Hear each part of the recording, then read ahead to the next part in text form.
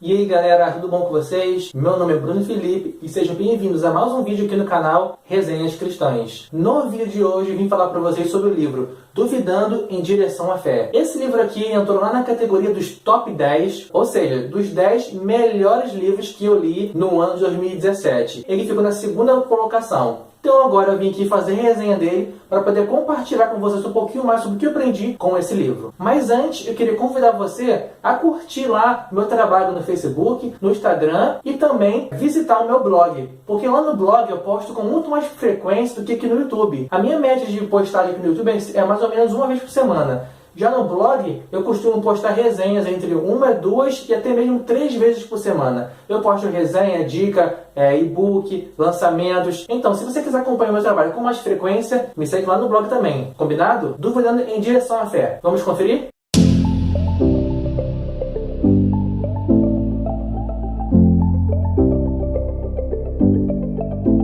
Esse livro aqui, ele foi para mim um dos melhores livros que eu li no ano de 2017. Ele ficou na segunda posição e eu vou explicar agora por que ele foi um dos melhores livros. Não foi à toa, tá bom? O autor, ele é um grande apologista nos Estados Unidos. Para quem não conhece, apologista é aquela pessoa que tenta buscar evidências para a fé cristã, né? É aquela pessoa que busca fatos, resoluções e explicações para poder tentar dar uma razão para a nossa fé. E o Bob ele vai trazer, especificamente nesse livro aqui, o problema da dúvida. Muitos cristãos eles são assolados diariamente por dúvidas. Dúvidas sobre a Bíblia, dúvidas sobre o cristianismo, dúvidas sobre a sua fé, dúvidas sobre a sua teologia. Então, pessoas o tempo todo elas são assoladas por dúvidas. E o grande problema hoje é que a gente não tem muito bem uma maneira correta de tratar as nossas dúvidas. E o Bob vai trazer pra gente, pessoal, que existem 2 tipos de dúvidas na vida cristã. Existe a má dúvida e existe a boa dúvida. A má dúvida é aquela que te leva para a incredulidade. Ou seja, você está lendo um texto bíblico e você vê lá uma aparente contradição. Ou seja, uma divergência de opinião. Um evangelho diz que Jesus morreu de uma maneira e o outro diz que ele morreu de outra maneira. Você começa a perceber que há uma certa discrepância, uma divergência de opiniões entre os evangelhos. Se você usar a má dúvida, você vai começar a colocar em xeque a sua crença na confiabilidade das Escrituras. Essa é a má dúvida, aquela que leva você realmente a duvidar, a perder a confiança na palavra de Deus. Agora, temos também a boa dúvida. O que é a boa dúvida? É aquela dúvida que quando você vê um ponto de divergência, você busca literatura, você busca estudo para poder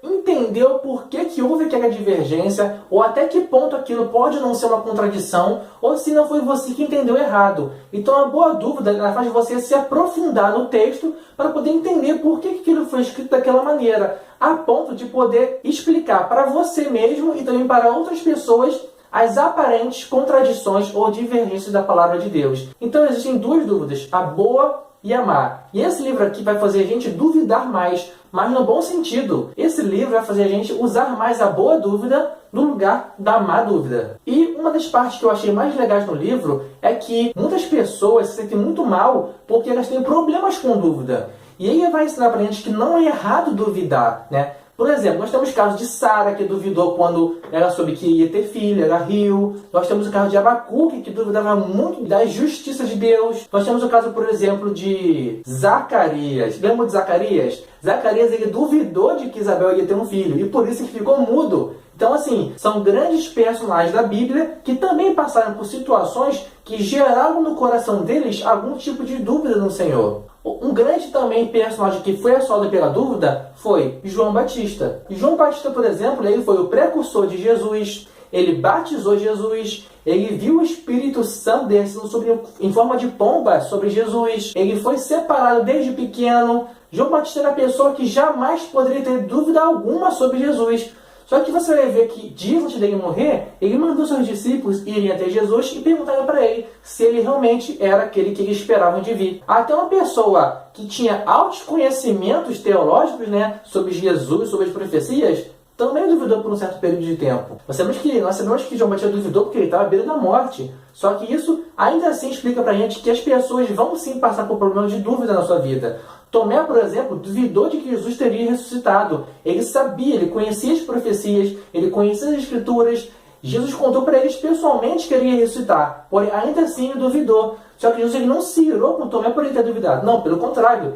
Jesus apareceu para ele, provou, ele deu evidências físicas para Tomé de que ele realmente tinha ressuscitado. Ou seja, a dúvida ela não é ruim, contanto que você leve para Cristo e peça a Ele em oração que Ele te ajude a sanar aquela dúvida. Outro ponto que eu achei magnífico no livro foi que ele vai trazer um pouco da história do Steve Jobs para a grande questão da dúvida. E Steve Jobs, ele antes de virar um ateu, ele foi cristão. O Steve Jobs ele já congregou em uma igreja luterana. E quando ele era pequeno, ele questionou o reverendo da igreja luterana sobre a questão do mal. Ele levou uma revistinha mostrando crianças na África passando fome. E perguntou para o reverendo se Deus sabia que aquelas pessoas passavam fome e se ele realmente se importava com elas. O reverendo ele não teve uma resposta apologética, sabe? Ele não conseguiu dar uma resposta assim complexa ou com alguma base bíblica suficiente para poder provar para o Steve Jobs que realmente Deus se importava com elas e que existe alguma razão, mas que ele não entendia. Ele simplesmente pediu para ele acreditar, não creia. Não tem como explicar, é assim, somente aceite, somente creia. Então aquela resposta meio vaga, meio sem apologética, meio sem evidência bíblica, para poder mostrar para o Steve Jobs que Deus realmente se importava com elas,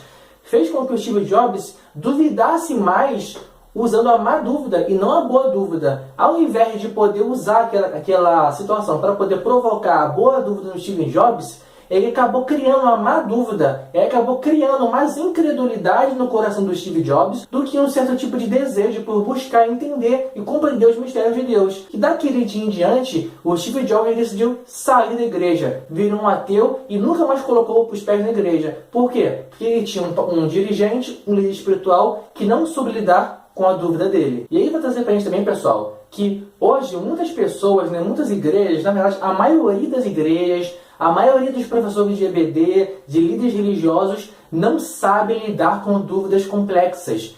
Se você chegar para o seu pastor ou algum presbítero na sua igreja com uma dúvida realmente complexa, é muito provável que ele não vai entender você ou vai te questionar, vai achar que você é um herege, vai achar que você está questionando a sua igreja, não é mesmo? As igrejas não estão preparadas para lidar com dúvidas. Elas apenas ensinam o tempo todo. Só que quando alguém vem com uma dúvida que meio que contrapõe a teologia, o dogma ou a doutrina da igreja, ela já é vista com maus olhos. Isso é muito ruim. Muitas pessoas elas duvidam da sua crença, duvidam da sua fé e não tem quem pegue esse questionamento e explique para ela por que ela está duvidando e qual seria a resposta mais plausível ou mais corretamente bíblica falando que ela deveria responder. Então esse processo de pegar uma dúvida, tratar a dúvida através da Bíblia e da apologética é primordial para poder manter os cristãos ativos dentro da igreja. E muitos cristãos hoje, eles acabam fazendo o quê? Eles acabam se desviando, saindo da igreja e indo para uma seita. Por quê? Porque eles tinham dúvidas sobre o cristianismo que não foram tratadas. Tem pessoas que ficam 20 anos na igreja com certo tipo de dúvidas sobre o cristianismo, sobre a fé, sobre Deus, sobre Jesus, sobre a Bíblia,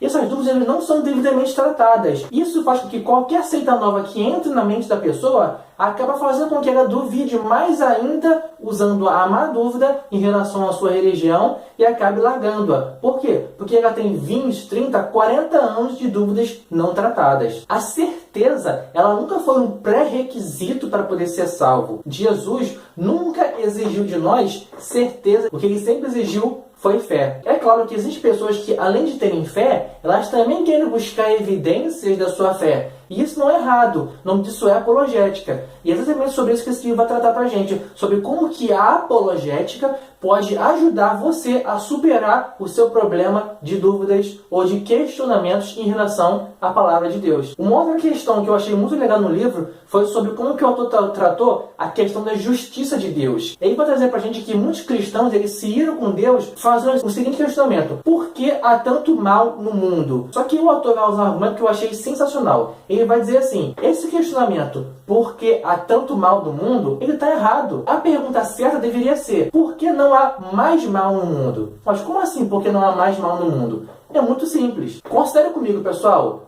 Vamos supor que o mundo ele tem 100% de habitantes. Desses 100%, digamos que 30% são cristãos. Ou seja, você tem 30% de cristãos e 70% de massa não regenerada, não nascida de novo. Agora, o que você pode esperar de um mundo que só tem 30% de cristãos e 70% de não cristãos? Você pode esperar alguma coisa boa? É claro que não, né? Realmente, a maioria das pessoas vão praticar ações mais. Agora, pense comigo que desses 30% de cristãos, somente metade deles é regenerada. Ou seja, você vai ter uma população mundial de 100%, onde apenas 15% realmente nasceu de novo e possui o Espírito Santo dentro dele. Isso quer dizer que 85% da população mundial ainda é não regenerada.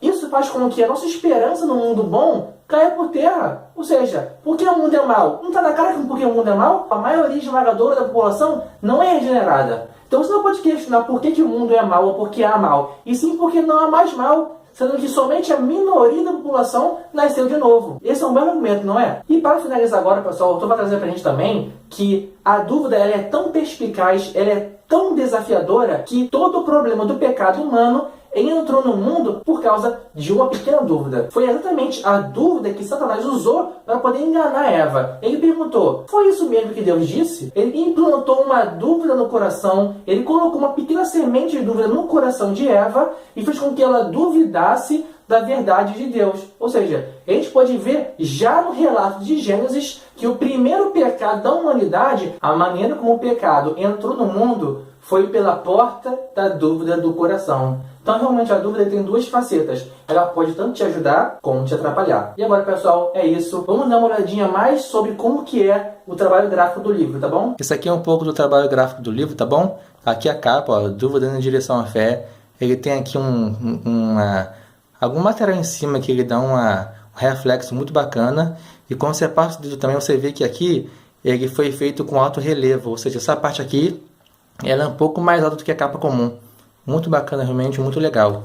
Aqui é a parte de trás do livro.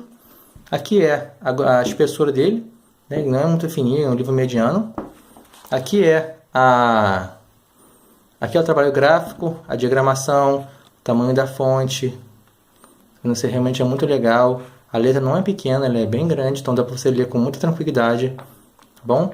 E aqui no final é as partes que eu achei interessante marcar, ó. Capítulo 1, 2, 3. Tudo isso aqui é que eu achei legal marcar para poder reler. Bom? E aqui é um pouco aqui é o sumário do livro. Ele tem 10 capítulos. Dá para ler realmente num ritmo muito bom. E o livro tem 223 páginas. Então é isso, galera. Esse aqui é o trabalho gráfico do livro. Muito bom, gostei muito. Então é isso, galera. Obrigado pela sua visualização. Não deixe de me seguir no Facebook, no Instagram e no meu blog, tá bom? Que lá no blog eu posto com muito mais frequência do que aqui no YouTube, beleza? Fique com Deus, até o próximo vídeo e um abraço, valeu!